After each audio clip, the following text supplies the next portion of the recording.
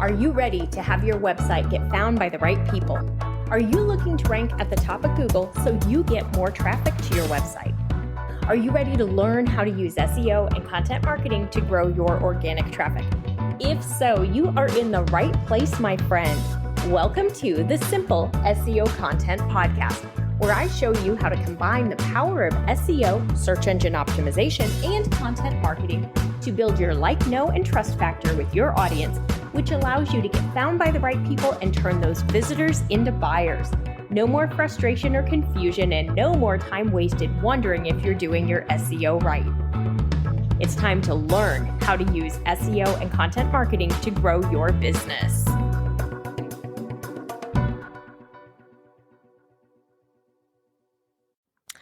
Hi, welcome to the last brand new marketing entrepreneurship episode of the Simple SEO Content Podcast for 2023. I am your host, Rachel Lindhagen, and I'm so glad to have you with me again today.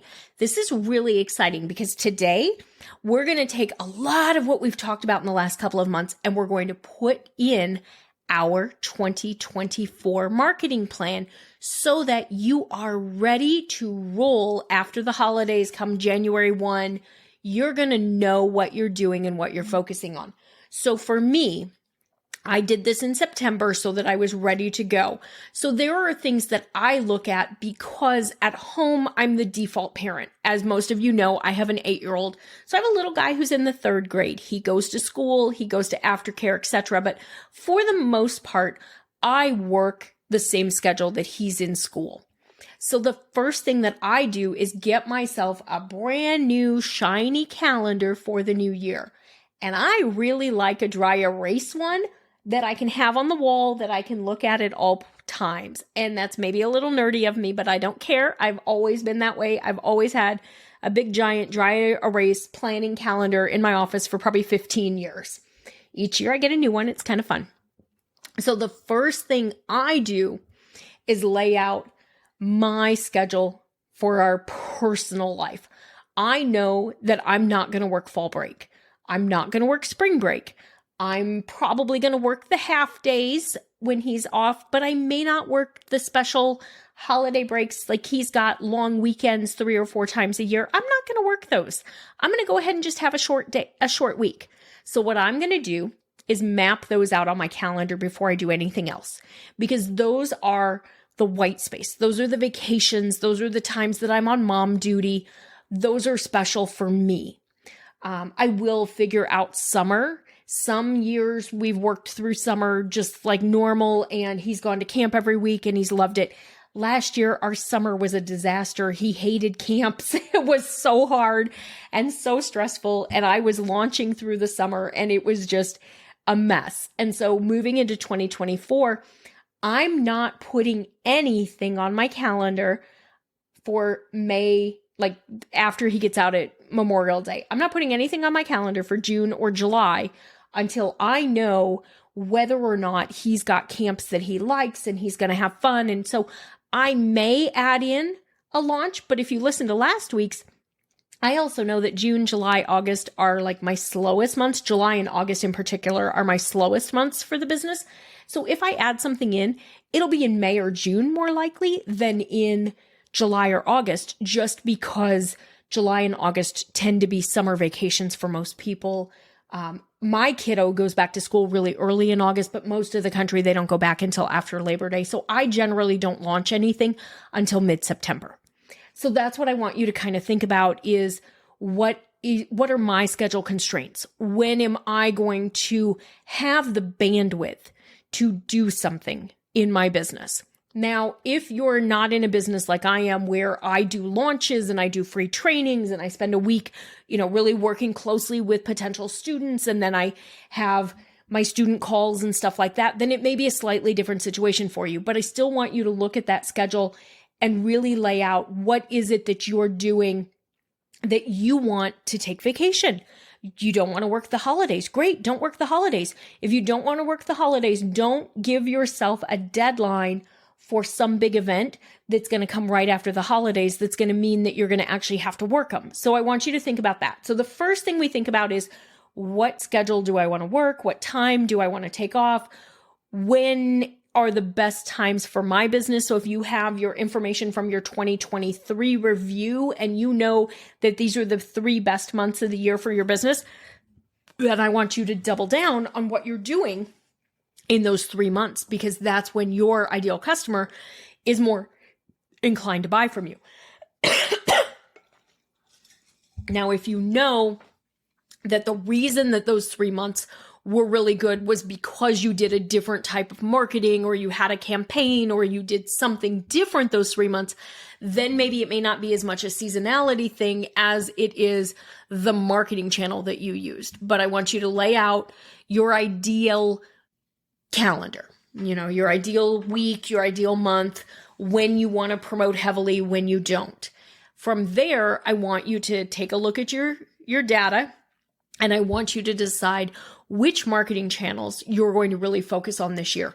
And I don't want you to say, I'm going to focus on all of them, because that's too much. I want you to focus on 1 or 2 key marketing channels. These are your main marketing channels. So like for me, SEO is obviously one of my main ones. And at this point, I would just say content, because my content is my blog, my podcast, my YouTube, my email. Like, content is my main primary marketing channel.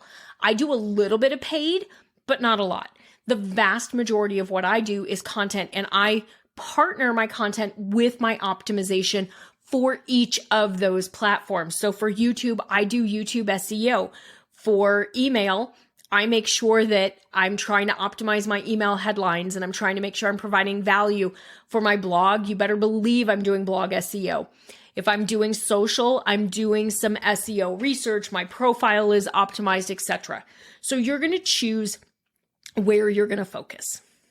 Hopefully, you're going to do your 1 piece of content each week, and you've already kind of figured out who your ideal customer is, what your niche is, what their needs are. You've outlined your pillars so you know what content topics to talk about. I had you work on that recently and had you really kind of brainstorm, especially when we were talking about our email lists and what type content should we be creating. So I want you to put together, if you didn't do it yet, I want you to go ahead and put together that Q1 plan. So January, February, and March, what content are you going to create? What channels are you going to use to support your content or to get the word out about your business? I also want you to make sure you've got your goals done. So if you didn't listen to the goal setting training, I want you to go back and listen to that one. And I want you to set SMART goals. Let's start with Q1. So January, February, March, what do you want to achieve in your business? And you're going to use your SMART goals to help you guide your marketing plan. So make sure your goals are specific, they're measurable, they're attainable, they're realistic, and they're timely. So you want to set your goals, and then you want to determine how you're going to focus on achieving those goals. And in most cases, those goals are going to be supported with your marketing. So which marketing channels are you going to work on? And if marketing or a specific marketing channel is one of your goals, then you're going to want to have those metrics associated with it. So when I was trying to focus on my Instagram a couple of years ago, I wanted to grow to 350 followers on Instagram. And so that was one of my goals for Q1, I think 2021, was I will grow my Instagram following from 150 to 350 people, a net increase of 250 people during Q1. And the way I was going to do that was by posting regularly and providing value for my ideal follower and making sure that I was targeting keywords that were of use, the hashtags that my ideal customer was going to be searching for and looking for. So that's what I want you to think about. So you're going to map out when you're going to have your white space. When are you taking off? Because now you're going to think about, are you adding any products, or are you just look at your review from last year? What worked? What didn't work? What sold? Where did you make your money in your business? Now I want you to determine, when are you focusing on those things? Is it something that's a steady sale? You don't have to worry about promotions. Is it something that you do want to promote a couple of times a year? You want to have a January sale because it's the new year and back to school, healthy. Maybe you're a health coach. And so everybody's trying to get healthy and lose those 10 pounds in January. So that might be a really good time to do a challenge and then to sell your course. If you're a coach for busy working moms, you may want to do something getting them ready for summer when the kids are going to be home and their schedule is going to be changed crazy. Or again, in the fall when school goes back in session. If you're like me and you teach other small business owners who are also parents, who are working, who are all of that, then you probably want to pick a couple of times when they're going to have more availability and be more interested in what you sell. So you want to really think about your ideal customer. You want to think about what you're going to want to sell, when you're going to want to sell it. Are there any products or services that you offer that you don't want to offer anymore? Because it is okay to kill off products or services if they're not serving you, your business, or your customers. So maybe you want to make a change. Maybe you want to add something new. Maybe you want to launch a course. Maybe you want to add a group coaching program. Maybe you want to create a new jewelry line. Maybe you want to start working with different buyers. Whatever it is that really ties to your business, you're going to want to map that out and make some decisions. Because if you're going to offer a new product, a new service, a new course, something that's going to be time consuming to create, you need to know when you're going to launch it and be able to work backwards to figure out when you need to have each piece of the action ready to go, or each piece of this project ready to go, or you will not get done in time. And so this is really how you do it, is you pick your deadline and you work backwards, and then you look at what time do you have in your calendar. Now, like I said, we're doing this together in Simple Marketing. If you'd rather go through this with me and learn how to do it and work on it, just join me in that class. Send me a note. I'll get you the information so that you can get signed up, because I don't know that we have the on-demand invite available just yet, because I am pre-recording this. I'll be complete transparency. I'm recording this in September. You're going to hear it in December. So I'm working ahead because, like I said, I want to take off a month at Christmas. And the only way that I can take off 3 to 4 weeks over the holidays is if I get everything done now, because I'm going to go into launch the week that we come back. So when my son goes back to school on January 8th, I start the SEO class, free, easy SEO class on January 16th. So that very next week, I'm going to go into a launch, which means I've got to have everything ready to go before I take holiday break, or I'm not going to be relaxed. And so that's what I want you to be able to look at, my friends. I want you to have a calendar that you can put in front of you that tells you these are the weeks that I'm doing things. So in January, I have the easy SEO class. At the end of February, I'm going to be teaching the marketing class, the freebie, and then opening Simple Marketing. In April, we'll be doing the website traffic class again. And then I'm taking the summer off unless he falls in love with a camp and I can add something in, and then I will.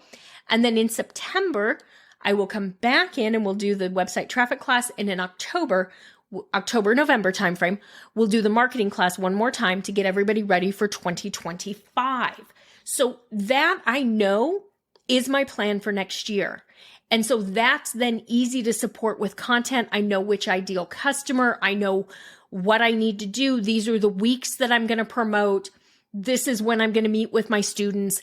This then helps me figure out what content do I want to create, because I know that in January and February, I'm launching both courses, which means I need to be consistently connecting with you, my listener, my audience, my ideal customer, on either marketing topics or SEO and content topics. So that's why you get both from me each week, because I launch fairly regularly and fairly closely together because of the way that my schedule works. So that's what I want you to think about. So lay out your year. What are you going to do? How are you going to make money? Set your goals and then put a plan into place to support your goals. So each goal needs to have an action plan to go with it, because that's how we make results. A goal without a plan is just a dream, and that's not going to get you where you want to go. So you got to have your goal, and then you're going to create your action plan, your marketing plan. What channels am I going to use to market this? What products am I going to offer? When am I going to do it? Am I going to have a sale or a promotion? That's all going to come into play. And then I want you to track it all so that next year, when you get to the end of the year and you're ready to start planning for 2025, I want you to have all the data that maybe is missing today. So I want you to be able to know, how did my website do? These were the 3 channels I focused on. This is the one channel that made me the most money. Oh my gosh, it's not even a channel that I focused on. I should do this. Goodness gracious, I spent 10 hours a week on YouTube videos and I got 3 visits to my website, and I can't justify that. I know YouTube is a long game, but I can't justify that again next year. I'm going to do less.